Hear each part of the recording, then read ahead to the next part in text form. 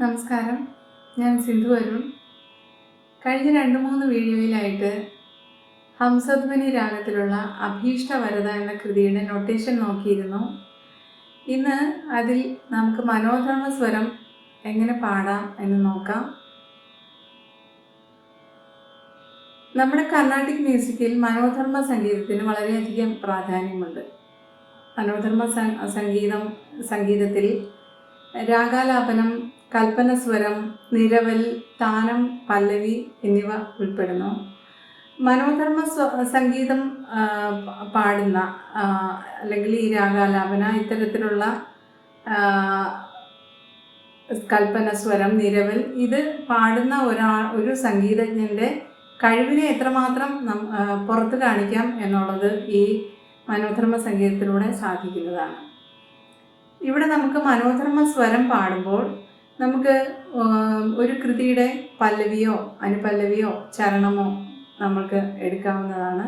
അത് നമുക്ക് ഇഷ്ടമുള്ള പോർഷൻ എടുത്ത് നമുക്ക് മനോധർമ്മ സ്വരം പാടാവുന്നതാണ്. അതിനകത്ത് ശ്രദ്ധിക്കേണ്ട കാര്യം എന്താണെന്ന് വെച്ചാൽ, മനോധർമ്മ സ്വരം പാടാനെടുക്കുന്ന പോർഷൻ ഏത് സ്വരത്തിൽ തുടങ്ങുന്നു, നമ്മളെടുക്കുന്ന സാഹിത്യം ഏത് സ്വരത്തിലാണ് തുടങ്ങുന്നത്, അതിൻ്റെ തൊട്ട് താഴെയുള്ള സ്വരത്തിലോ അല്ലെങ്കിൽ അതിൻ്റെ തൊട്ട് മുകളിലുള്ള സ്വരത്തിലോ മനോധർമ്മ സ്വരം പാടി നിർത്തിയിട്ട് ആ സാഹിത്യവും അതിനോട് ജോയിൻ ചെയ്യുകയാണ് ചെയ്യാറ്. പിന്നെ മനോധർമ്മ സ്വരം 1-ാം കാലവും 2-ാം കാലവും പാടാവുന്നതാണ്. ചില ഫാസ്റ്റ് കൃതികളിൽ 2-ാം കാലം പാടുന്നത് മാത്രമായിരിക്കും അതിന് അനുയോജ്യമായിട്ടുള്ളത്. 1-ാം കാലം പാടി ഇങ്ങനെ ഇഴച്ചടിച്ച് ഇരിക്കുന്നതിലും നല്ലത് 2-ാം കാലത്തിലേക്ക് നേരിട്ട് പ്രവേശിക്കുന്നതാണ്. പിന്നെ ചെറിയ സ്വരങ്ങൾ പാടി വലിയ വലിയ സ്വരത്തിലേക്ക് പോകുന്നതാണ് അതിൻ്റെ ഒരു ഭംഗി. അല്ലാതെ തുടക്കത്തിൽ തന്നെ വലിയൊരു സ്വരം പാടുക എന്നുള്ളത് ഒരു അഭംഗി കൊടുക്കുന്ന ഒരു കാര്യമാണ്. നമുക്കിവിടെ അഭീഷ്ടവരദ എന്ന് തുടങ്ങുന്ന കൃതിയുടെ പല്ലവിയാണ് ഞാൻ സ്വരം പാടാനായിട്ട് എടുത്തേക്കുന്നത്. അപ്പം അതിൻ്റെ പല്ലവി തുടങ്ങുന്നത് താരസ്ഥായി ഷഡ്ജത്തിലാണ്. അപ്പം നമുക്കതിൻ്റെ തൊട്ട് താഴത്തെ സ്വരമായ നിഷാദത്തിൽ, കാകളി നിഷാദത്തിലോ അല്ലെങ്കിൽ തൊട്ട് മുകളിലത്തെ സ്വരം ഋഷഭം, ചതുശ്രുതി ഋഷഭത്തിലോ താരസ്ഥായി ഋഷഭമാണത്, അതിലോ നമുക്ക് സ്വരം പാടി നിർത്തിയിട്ട് സാഹിത്യം പാടാവുന്നതാണ്. നമുക്ക് അതൊന്ന് ട്രൈ ചെയ്ത് നോക്കാം. ആദ്യം നമുക്ക് ചെറിയ സ്വരത്തിൽ പാടാം. അപ്പം അഭീഷ്ടവരദ ശ്രീമഹ ഗപനി അഭീഷ്ടവരദ ശ്രീ രി ഗപ ഗപനി അഭീഷ്ട. അപ്പം ഞാൻ ആദ്യം ഞാനൊരു 1.5 താളത്തിലേ പാടിട്ടുള്ളൂ, 1.5 ബീറ്റ് എടുത്തിട്ടുള്ളൂ. ഒരു ബീറ്റിൻ്റെ പകുതിയും പിന്നെ ഈ വേവും. ഗപനി അഭീഷ്ട, അത് കഴിഞ്ഞിട്ട് പിന്നെ രി ഗപ ഗപനി. അപ്പം 6 സ്വരത്തിൽ 6 സ്വരം മാത്രമേ പിന്നെ പാടിയിട്ടുള്ളൂ. നമ്മളെപ്പോഴും പാടുമ്പോൾ രി ഗപ ഗപ ഗപനി അത് സമത്തിലെടുക്കുന്നതിലും നല്ലത് ഓഫ് ബീറ്റിലെടുക്കുക. ഗപനി പനി രി അഭീഷ്ട അങ്ങനെ പാടാം. അതായത് നമ്മൾ ബീറ്റ് കഴിഞ്ഞിട്ട് എടുക്കുക, തള്ളിയെടുക്കുക എന്ന് പറയും.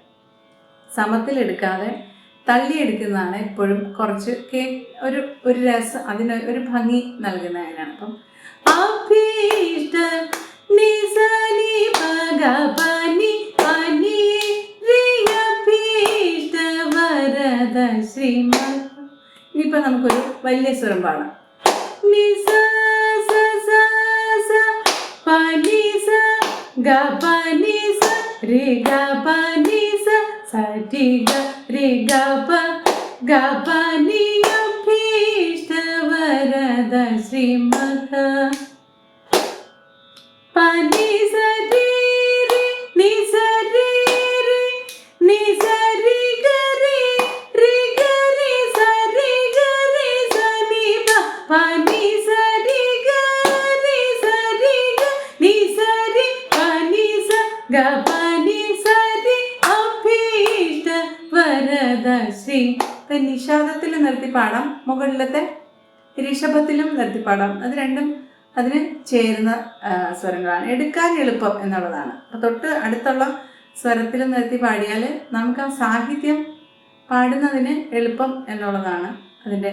ഇനി നമുക്ക് രണ്ടാം കാലം നോക്കിയാൽ എത്ര നീളത്തിൽ വേണമെങ്കിലും സ്വരം പാടാവുന്നതാണ്. നമ്മുടെ നമ്മുടെ ഇഷ്ടത്തിനനുസരിച്ച് പാടാവുന്നതാണ്. അഭീഷ്ടവരദ ശ്രീമഖ സരിഗ പനി അഭീഷ്ടവരദ ശ്രീ നിനി സനി സനി പഗ പഗ പനി അഭീഷ്ട പനി സരി ഗ പനി സനി പനി സനി പഗ പനി അഭീഷ്ടവരദ ശ്രീമഖ സരി ഗരി ഗ പഗ പനി പനി സനി സരി ഗരി സനി പനി സരി സനി പനി സനി പഗ രിഗ പനി അഭീഷ്ടവരദ ശ്രീമഖ നിനി സ സ സ നിനി സ സ സ സനി നി സനി നി സനി പ പനി സനി പനി സരി സനി പനി സരി സനി പനി രി സനി പനി ഹരി സനി പ പനി സരി ഗരി സനി പനി സരി ഗ പനി സനി പനി സനി പ ഗ പനി അഭീഷ്ടവരദ ശ്രീമഖ ഗണപതി.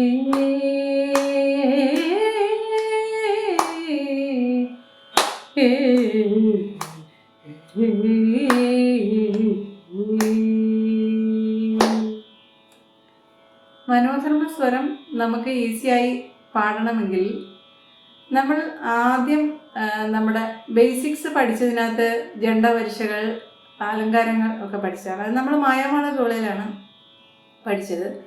അത് നമ്മൾ ഏത് രാഗത്തിലാണോ നമ്മൾക്ക് മാറ്റേണ്ടത്, ഹംസധ്വനി അല്ലെങ്കിൽ മോഹനം, അങ്ങനെ ഓരോ സ്വരത്തിലേക്കും നമ്മളത് മാറ്റി പാടി പ്രാക്ടീസ് ചെയ്യുകയാണ് വേണ്ടത്. അങ്ങനെ നമുക്ക് മനോധർമ്മ സ്വരം ഈസിയായിട്ട് പാടാൻ കഴിയുന്നതാണ്. എല്ലാവരും ഇത് വീഡിയോ കണ്ട് പ്രാക്ടീസ് ചെയ്യുമെന്ന് വിചാരിക്കുന്നു. കഴിഞ്ഞ വീഡിയോ കണ്ടിട്ടില്ലാത്തവർ കാണുക, സപ്പോർട്ട് ചെയ്യുക. സബ്സ്ക്രൈബ് ചെയ്യാത്തവർ ദയവായി സബ്സ്ക്രൈബ് ചെയ്യുക. Thank you.